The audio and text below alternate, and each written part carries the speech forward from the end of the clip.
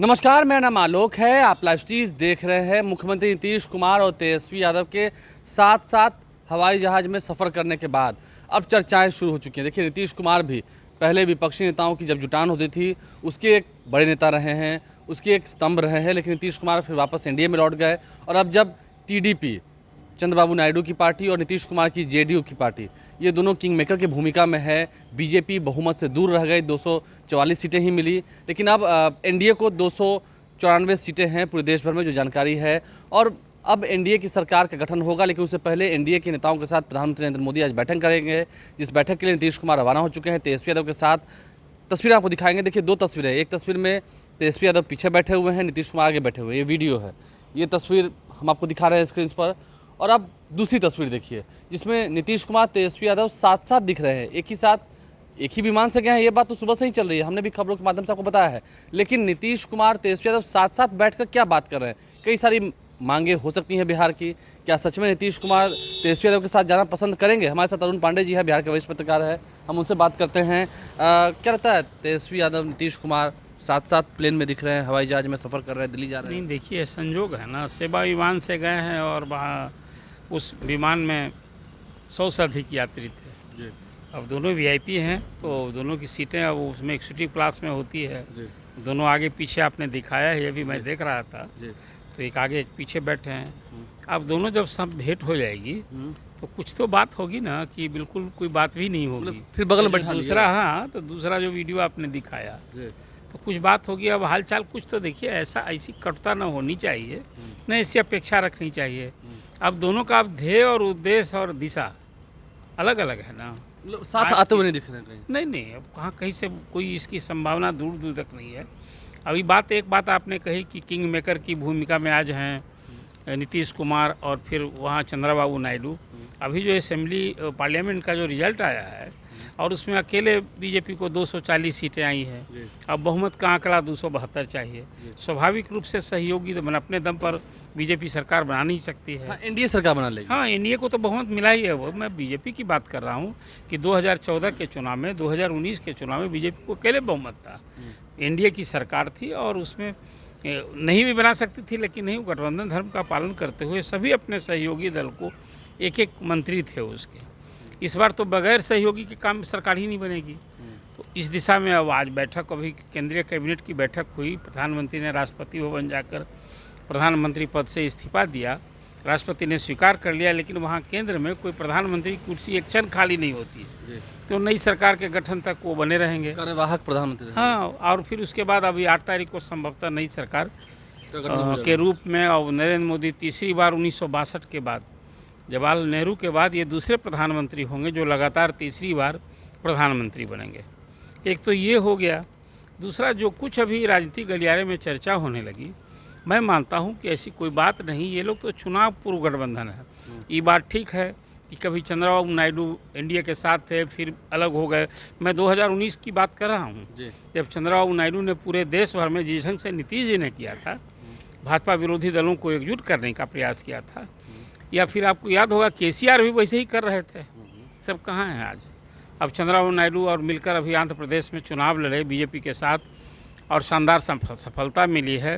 अभी 9 जून को शपथ लेने जा रहे हैं और 5 साल के बाद सत्ता में वापसी हुई, चौथी बार चंद्रबाबू नायडू सीएम बनेंगे।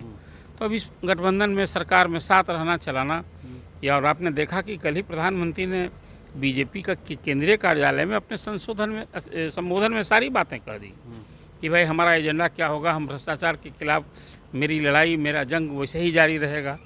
तो कुल मिला कर अब तो एनडीए की सरकार फिर सत्ता में आ गई है। जो कुछ बातें अभी हो रही है वो एक विडंबना है। मतलब एनडीए की सरकार ही बनेगी? एनडीए की ही सरकार बनने जा रही है।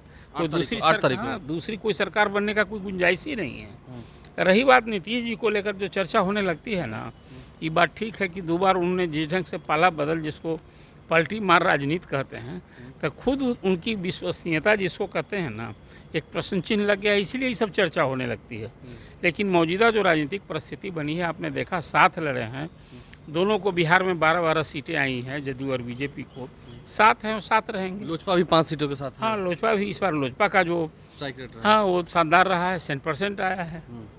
इसलिए अब तो जैसे बिहार में डबल इंजन की सरकार है, और केंद्र में वो एनडीए की सरकार फिर कंटिन्यू करेगी। एक सवाल ये भी है सर कि जब तेजस्वी यादव से बात हो रही थी, तेजस्वी यादव ने आज कहा भी है कि बिहार को ठीक है अगर नीतीश कुमार उनके साथ जाते हैं, तो उन्होंने लिखा भी है अपने फेसबुक पर और बातें भी कही हैं कि बिहार को विशेष राज्य का दर्जा दिलाएं, जो 75% आरक्षण की बात है उन्हें 9वीं सूची में लाएं, तो इन तमाम चीज़ों पर क्या बात होगी? देखिए नीतीश कुमार बात मनवा सकते मैं हैं? बता रहा हूँ, विशेष राज्य के दर्जा की बात जो है ना, वो स्पष्ट आपको याद होगा, निर्मला सीतारमण पटना आई थी जी। और उन्होंने कहा कि नीति आयोग ने स्पष्ट कर दिया है अभी जो परिस्थिति बनी है उसमें कोई विशेष राज्य का दर्जा का भी कंसेप्ट खत्म हो गया है। किसी राज्य विशेष को विशेष पैकेज दिया जा सकता है। अब वो कल होकर के कैबिनेट फैसला ले कि नहीं अमुक अमुक, सिर्फ बिहार नहीं उसमें आलोक जी कई राज्य इसमें आएंगे। अब तो देखिए उड़ीसा में बीजेपी सत्ता में आ गई, 24 साल के बाद वहाँ नवीन पटनायक इस बार चुनाव हार गए, वहाँ वो इस्तीफा दे चुके हैं। बीजेपी पूर्ण बहुमत से पूर्ण बहुमत की सरकार बनेगी, तो उड़ीसा को भी चाहिए, कई राज्य उस श्रेणी में हैं। लेकिन मुझे लगता है कि अब जो नई सरकार होगी, तीसरी बार नरेंद्र मोदी बन, ऐसे राज्यों के लिए जो अविकसित और पिछड़े राज्य हैं उनके लिए कुछ करने होंगे। ये एक दबाव भी होगा, जब सहयोगी दल खुद जब ये मांग होगी। रही बात जो आपने बात की कि पूरे देश में जातीय सर्वे कराने का, फिर बिहार में जो अभी 75% आरक्षण लागू हुआ है उसका एक संवैधानिक कवच देने की बात है, उसको 9 शेड्यूल में शामिल किया जाएगा, तो फिर वो केंद्र सरकार जो है मैंने सुप्रीम कोर्ट की समीक्षा नहीं कर पाएगा, 9वीं सूची में जारी। हाँ, वही बात। अब ऐसी मांग सब होगी, देखिए इसको संभव हो, इसको पूरा क्या, जयललिता ने तो ऐसे ही करवाया था ना, इसलिए ये सब मांग तो है। लेकिन नीतीश कुमार को लगता है कि हाँ साथ जा रहे हैं एनडीए के, तो बिहार को कुछ विशेष दिलवाएंगे। देखिए सब कुछ अभी रिजल्ट खोजने लगे, क्या चेंज आ गया है। एनडीए की सरकार आज भी थी और 8 तारीख को भी एनडीए की सरकार रहेगी। चेंजेज क्या आ गया? चेंजेस सिर्फ ही आया कि बीजेपी को इस बार अकेले बहुमत नहीं मिला है, लेकिन एनडीए को तो बहुमत मिला ही ना है। इसलिए जो इतनी सारी बातें लग रही हैं, क्यास लग रहा है, एक बात इसमें साफ आप कह सकते हैं, वो ये कि अब तक केंद्र में नरेंद्र मोदी जो 10 साल पावर में रहे तो सहयोगी दलों को उपकृत कर रहे थे, कोई मंत्री बनाते थे। अब तो लाचारी है मंत्री बनाने की, मजबूरी हो गई बनाना ही। हाँ, अब तो ये सरकार जो है मजबूत सरकार जो बात कहते हैं ना, अब तो मजबूरी न है सहयोगियों को साथ चलना, अब उनका समर्थन लेना मजबूरी है उनकी हो गई है। एक बात मुझे लगता है कि नई सरकार के सामने अब जो कॉमन सिविल कोड लागू करने का एक मसला था ना, वो शायद कहीं एविडेंस में रखना पड़ सकता है।